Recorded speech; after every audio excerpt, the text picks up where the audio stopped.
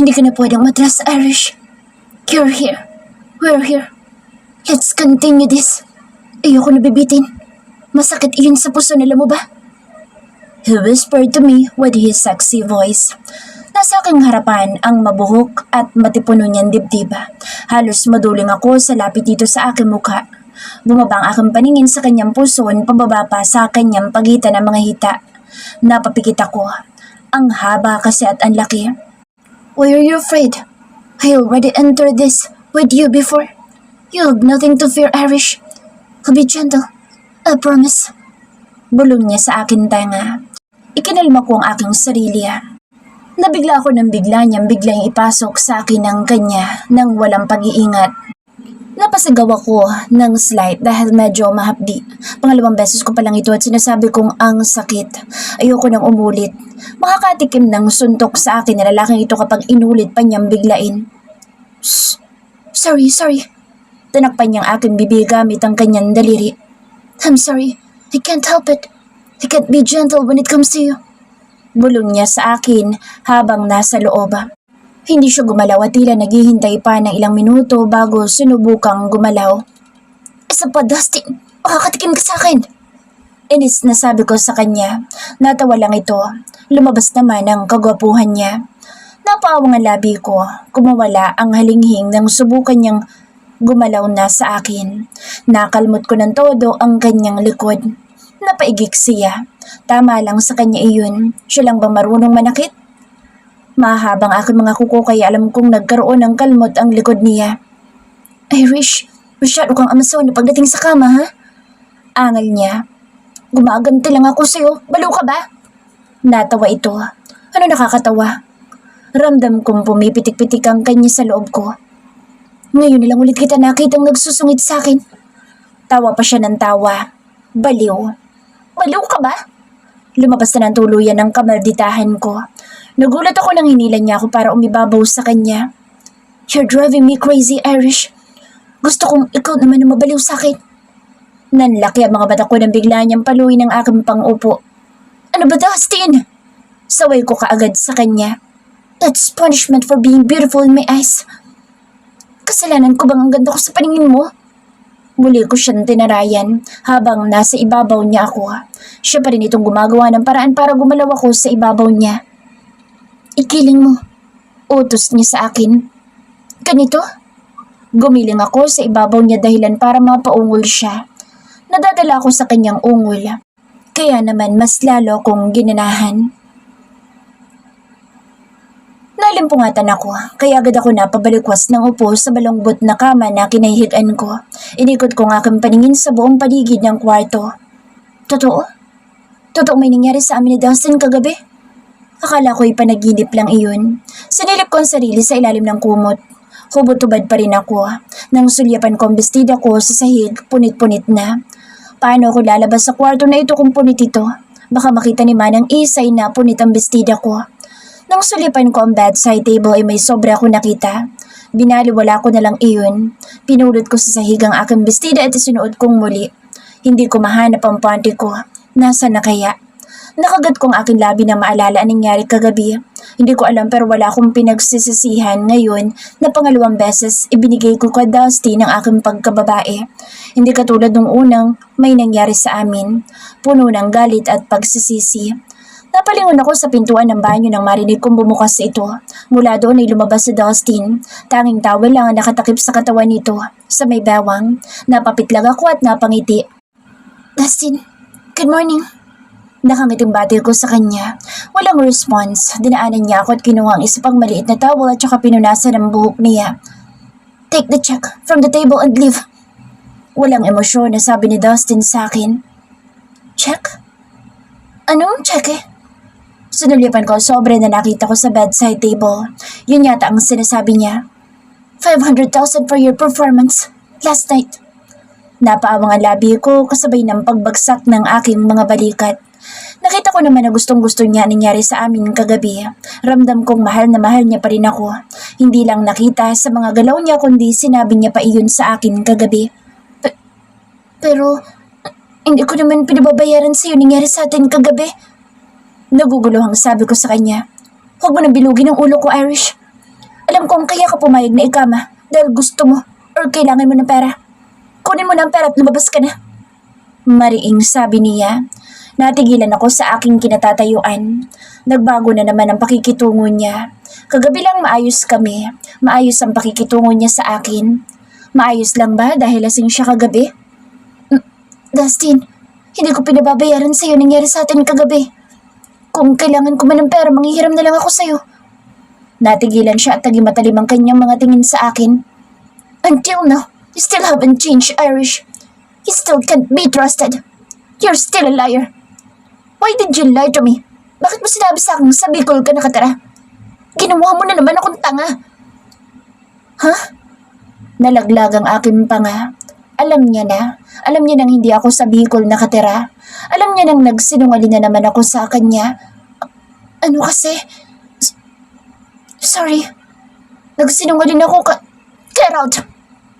Huh? I said get out! Didn't you hear what I said?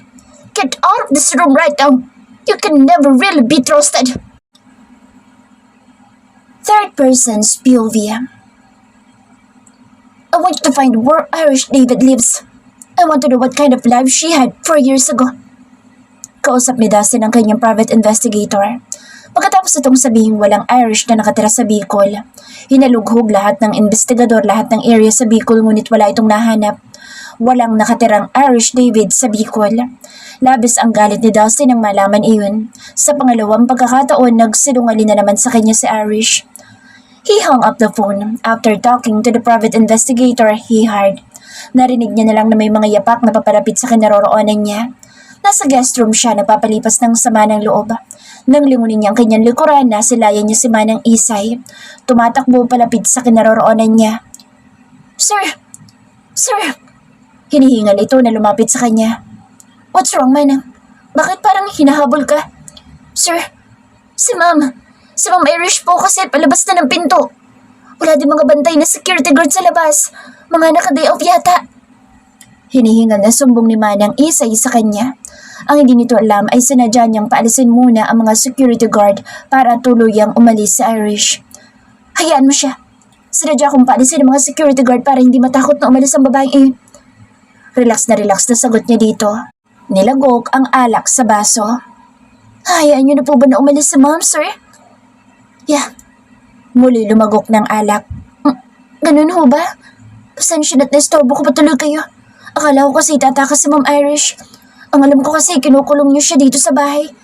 Yun pala'y pinalaya niyo na. Forget it. Let her out. I don't fucking care about that woman. Sunod-sunod ang kanyang paglagok. Sige po, sir. Pasensya na ulit. Alis na ho ako. Naroon ho ba kayo may uutos sa akin? Wala. Lumabas na kayo, Manang. I want to be alone. Muling tulungo ni Manang Isay ang pintuan ngunit ilang segundo lang ay muli itong lumingon sa kanya. Sir, may nakita po pala ako sa kwarto ninyong punit na panties. Itatapon ko na po ba o lalaban ko pa? Napahilot sa noon nang wala sa oras si Dustin. Put it in the laundry. Okay po, sir. Sunundin niya ng tingin sa Manang Isay hanggang sa makalabas ito. Irish Pilvia. Pababa na ako ng hagdanan na makita ko si Manang Isay. Nakita niya rin ako. Napahinto ito sa paglalakad at tinintay ako hanggang sa makababa ng makintab na hagdanan. Ma'am? Sunuyod niya ako ng tingin. Nakabihis ako kaya alam ko nagtataka ito. Aalis po kayo, ma'am? Alam ba ito ni Sir Dustin? Tanong pa niya. Pinapaalis niya na ako kaya kukunin ko na opportunity na ito para makaalis. Hindi ba kayo ihatid na, sir? Hindi na. Kailangan ko na pong umalis, Manang. Paalam po.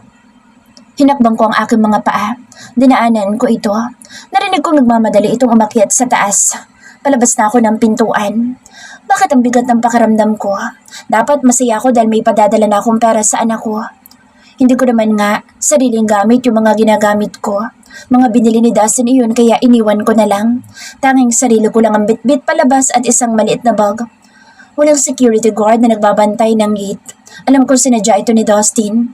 Habang palabas ako ng gate, muli ko sinulyapan ng malaking bahay na nasa aking harapan. Kahit papaano pala, mamimiss ko rin pala ito. Mamimiss ko rin si Dustin. Erase it, Irish. Kailangan mong burahin sa isip mo lalaki iyon.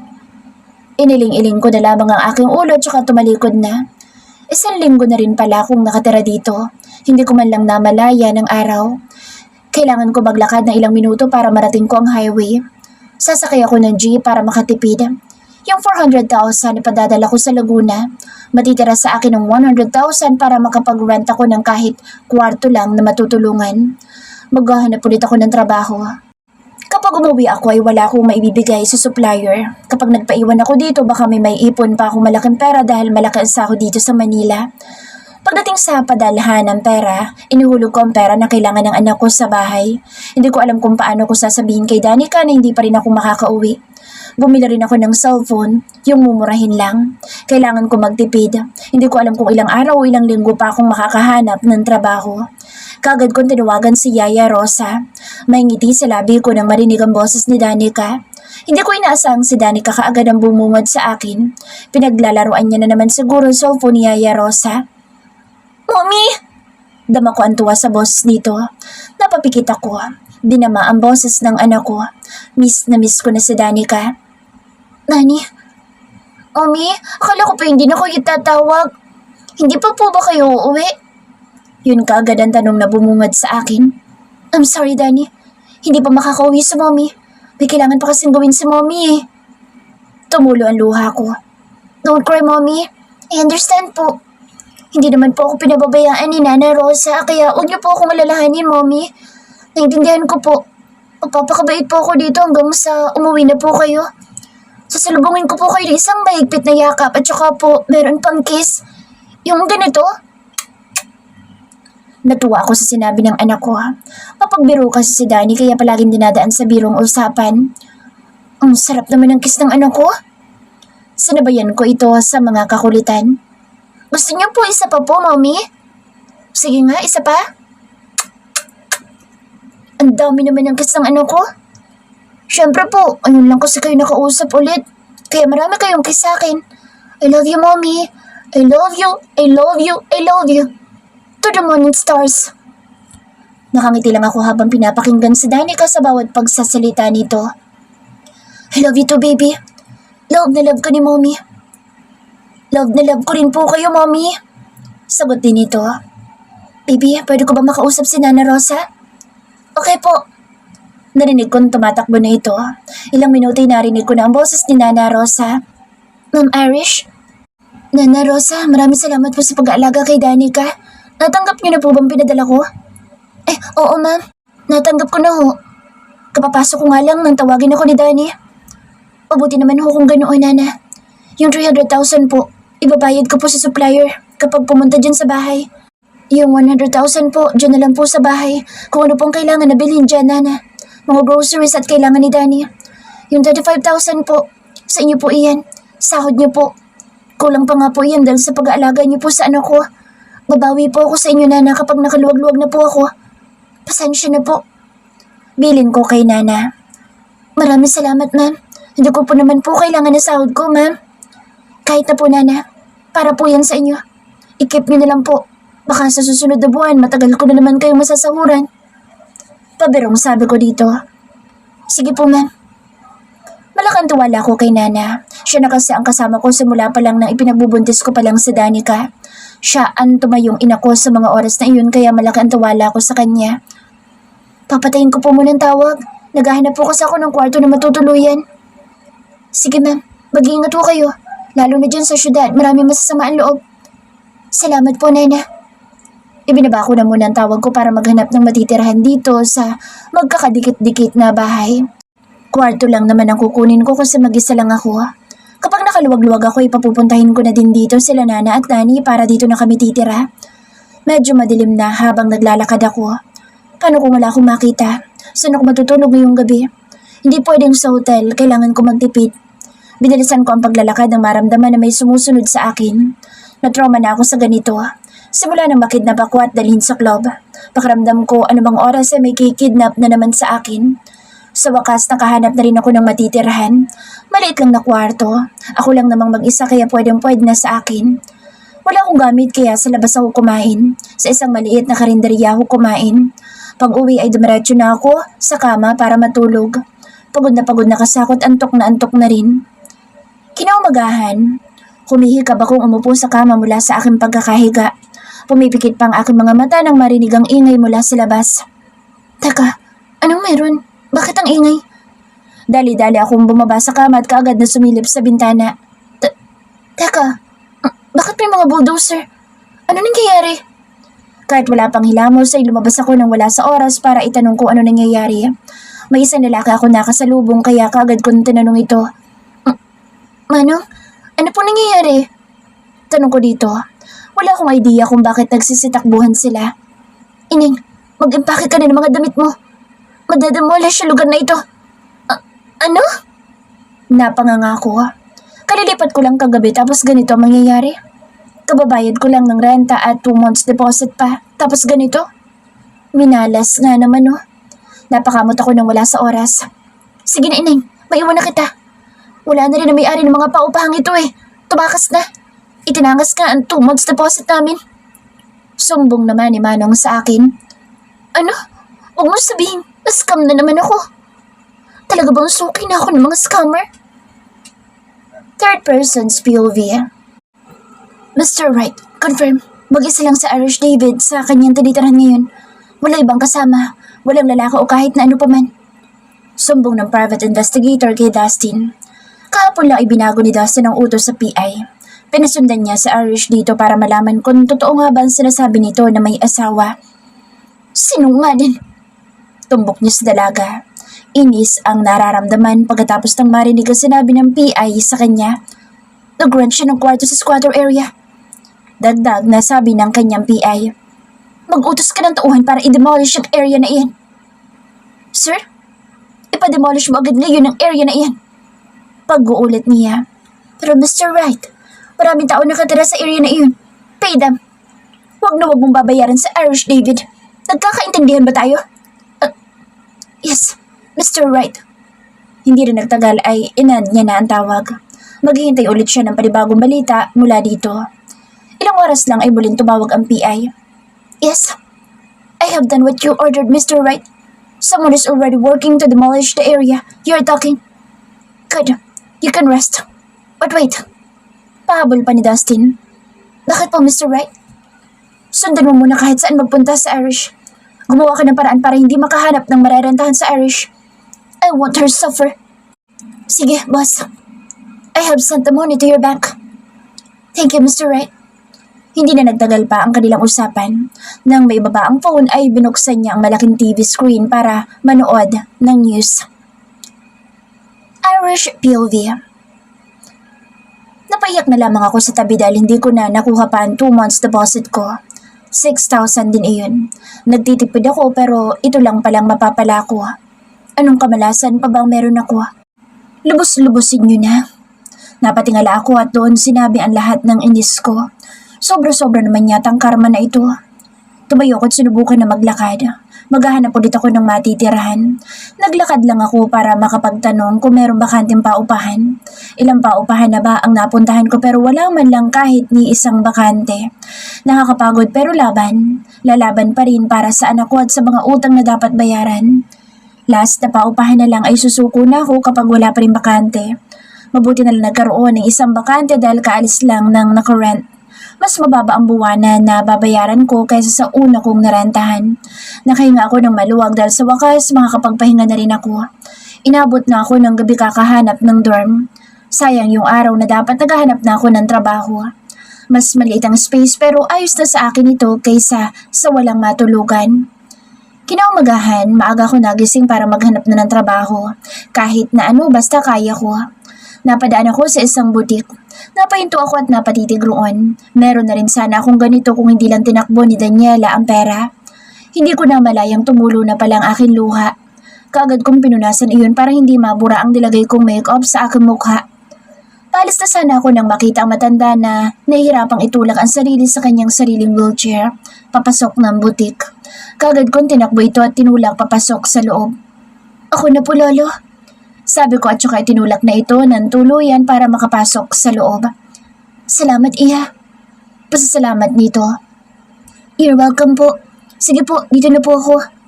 Paalam ko dito ngunit tinawakan niya ang kamay ko. Natigilan ako at napatingin dito. Bakit po? Anong pangalan mo, Iha? You look familiar. Ho? Irish po. Natigilan ang pagpapakilala ko nang makitang may lalaking palapit sa kinaroroonan namin ng matanda na tinulungan ko. You okay, Dad? Kaagad na pag-aalala ng lalaki. I'm fine. Luckily, this beautiful woman helped me so I was able to get in here right away. Sorry, Dad. Hinawakan nito ang kamay na matandang tinulungan ko at saka binalingan ako. Thanks for helping my dad. Wala nga naman iyon. Napangiti ako. By the way, I'm Drake. Drake Wright. Kaagad nanlaki ang mga mata ko. Naalala ko kaagad sa Dustin. Right? Kano niya si Dustin? Lahat ng aplikante pwede na pumasok sa loob. Sigaw ng isang babae na sumilip sa labas ng pintuan ng butik. Kagad na agaw ang pansin ko. Hindi ko alam kung makikipag-shake hands pa ba ako sa lalaking ito na nasa aking harapan o tatakbo na lang akong papasok sa loob ng butik. Mukhang hiring pa yata sila. Hindi ko inaasahan. Hindi ko naman nakita yung sign. Basta nala ako dinala ng mga paa ko dito. Pasensya na po. Ano pong meron sa loob? Napangiwi ako nang ma-realize ang tanong ko. Bakit ko nga ba tinatanong sa kanila? Siguradong hindi nila alam. Customer lang din yata sila dito. Sorry. Bawi ko kaagad. Nangangailangan sila ng tauhan. Sagot sa akin ang gwapong lalaki na ito. Nakakahiya. Hindi pa pala ako nagpapakilala sa kanya. Akalain mong alam niyang hiring dito. Wala na po bang hahabol na aplikante? Sigaw ng guard sa labas. Wala na akong oras. Magpakilala pa sa kanila. Kailangan ko na magmadali para makapasok at makahabol sa loob. Pasensya na po pero kailangan ko na pong pumasok sa loob. Pasensya na po talaga. Paghingi ko sa kanilang pasensya, hindi ko inaasahang ngingiti ang lalaki at maging matandang naka-wheelchair. Talagang pamilyar siya sa akin pero wala akong oras isipin pa kung saan ko siya nakita. Go ahead, baka hindi ka na makahabol. Nakangiting sabi sa akin ng lalaki. Kilala ko naman siya si Drake. Buti na lang hindi ko nakalimutan. Salamat, Drake. Kumaway ako at medyo napasigaw. Medyo nakalayo na kasi ako sa kanila. Nginitian lang ako nito. Nakahinga ako nang maluwag na makapasok sa loob. Nakahabol pa ako. Umupo ako sa tabi ng dalawang babae. Pagkatapos kong maipasa ang aking resume, mukhang 10 kami mga aplikante. Kahit hindi ko alam kung anong posisyon o anong trabaho ang pag-a-applyan ko, gora pa rin ako. Iilan na lang ang natira. Hindi ko alam kung meron na bang natanggap. Kinakabahan yata ako. Bakit ba ako kinakabahan? Hanggang sa maiwan ako. Ako ang pinaka-last na in-interview. Miss David! Sigaw mula sa loob ng isang room. Napatayo akong bigla nang marinig kong tinatawag ang last name ko. Ako na pala. Inayos ko ang buhok, sleeve at ang aking pencil skirt. Lumapit kaagad ako sa babae na nakaupo. Siya nag-i-interview sa mga aplikante. Take a seat, Miss David. Thank you, ma'am. Kinakabahan na umupo ako sa tapat nito. Introduce yourself, Miss David. I'm Irish David from Laguna. Laguna ka pa umuwi? Biglang putol ng interviewer sa introduction ko. Hindi, meron akong door malapit dito. Sasakay lang ng jeep, ma'am, para makarating dito. Sabi ko dito. Okay. So, anong latest job mo? Sales lady po ako sa isang mall, ma'am. Pero ma'am, pwede ko bang malaman kung anong trabaho na sales lady dito? Kailangan marunong kang mang-akit ng customer. I mean, mag-sell stock. Pinutol muli nito ang tanong ko. Ang sungit naman ito. Ay, ma'am, tamang-tama ako dyan. Magaling ako mag-sell stock. Good. Nakangiti lang ako habang naghihintay sa iba pa mga tanong nito sa akin. Actually, magdedesisyon pa lang kami kung sino talagang kukunin namin. Lahat kasi kayo magaling sumagot kaya tatawagan na lang kita, Miss David. Kapag ikaw ay isa sa mga napili namin. Nalungkot ang aking mukha. Akala ko kasi malalaman ko na ngayon din natanggap ako. Naku, alam ko na ang ganitong galawan eh. Kapag sinabing tatawag, ibig sabihin yan, hindi ako pasado sa kanila. Good luck na naman sa akin next time. Miss David? Untag ng interviewer. I came back to my senses. Natulala na pala ako sa mga naiisip ko. Sorry, ma'am. Natulala na po pala ako. Is that clear to you, Miss David? Yes, ma'am. Aasahan ko pang tawag niyo. Sana po'y pala rin. Ngumiti ako dito at saka tumayo na. You may leave now, Miss David. Laglag ang balikat ko na lumabas ng butik. Siguradong wala na akong aasahan. Kailangan ko pa siguro mag-apply ulit bukas. Magagabi na kaya hindi na muna ako mag-a-apply ngayon. Bukas na ulit. Umuwi ako walang napala sa araw ng lakad ko. Halos hindi ako makatulog kung anong gagawin ko. Kung saan na naman ako mag-a-apply bukas. Tanawagan ko muna si Danny para marinig ang boses nito. Boses niya lang kasi ang nagpapawala ng problema ko. Pagkatapos ko siyang makausap, balik na naman ako sa aking malalim na pag-iisip hanggang sa nakatulugan ko na lang. Nakarinig ako ng mga katok mula sa pintuan ng room ko. Sino kaya to? Ang aga naman yata. Nagilamos ako at inayos ang sarili bago ko binuksan ang pintuan. Nang mapagbuksan ko ito'y nabungaran ko ang babaeng may-ari ng dorm. Kayo po pala, Tanimpa. Bati ko dito. Pasok. Nilakhan ko ang awang ng pinto. Hindi rin ako magtatagal, Irish. Sasabihin ko lang sa iyong sadya ko. Kasi, yung ko'y nagbakasyon mula sa Cebu. Pasensya ka na, Irish, kung paalisin kita dito ngayon, ha? Hindi ko naman kasi alam na matutuloy pala ang pagbabakasyon ng anak ko at nakaserve kasi sa kanya ito. Sabi nito, nalaglagan pang ako. Na naman? Aalis na naman? Napahilot ako sa sariling noo. Problema na naman. Ayos lang ba sa'yo, Irish? Wala naman po ako magagawa atin pa kundi ang umalis. Ibabalik ko na lang sa'yo lahat ng ibinayad mo. Pasensya ka na talaga, Irish, ha?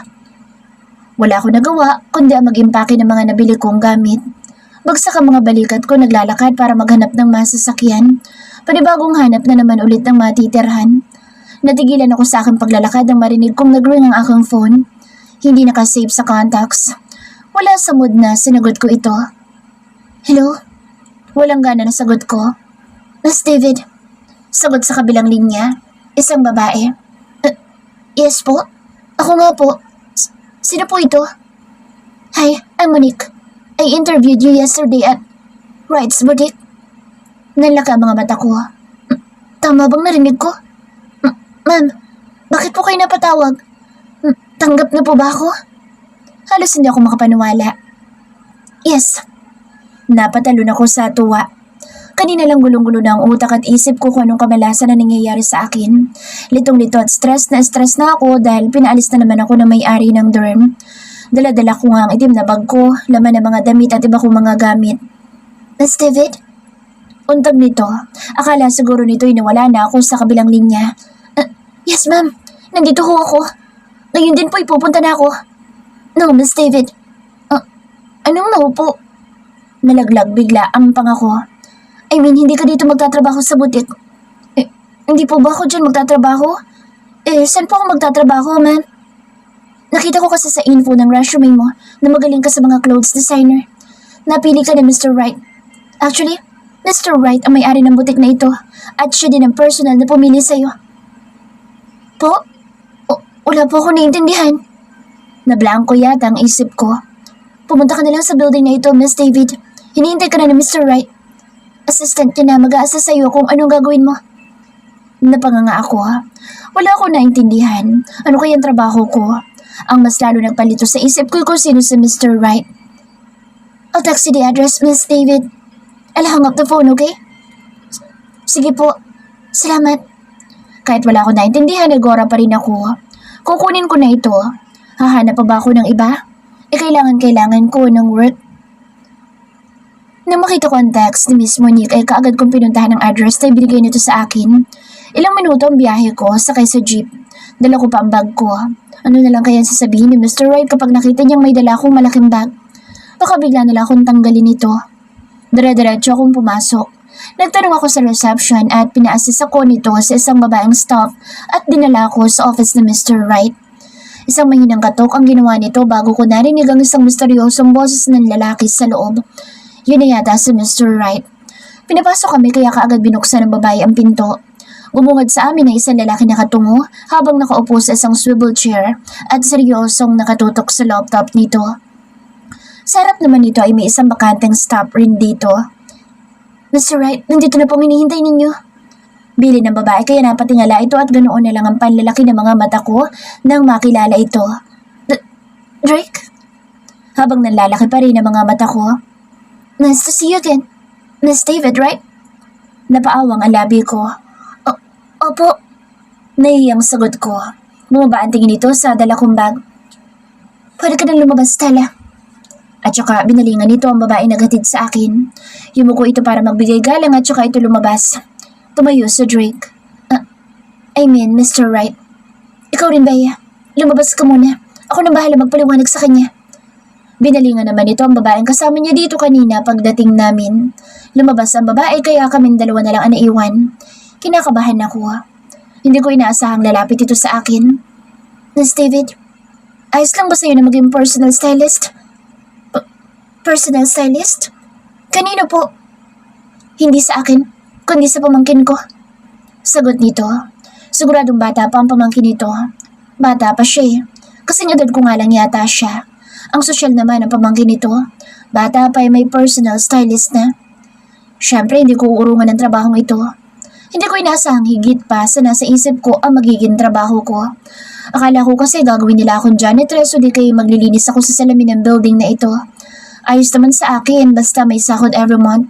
Kahit siguro delikadong trabaho hindi ko uurungan. Siyempre joke lang. Baka mamatay muna ako bago ko makakuha sa sahurin ko.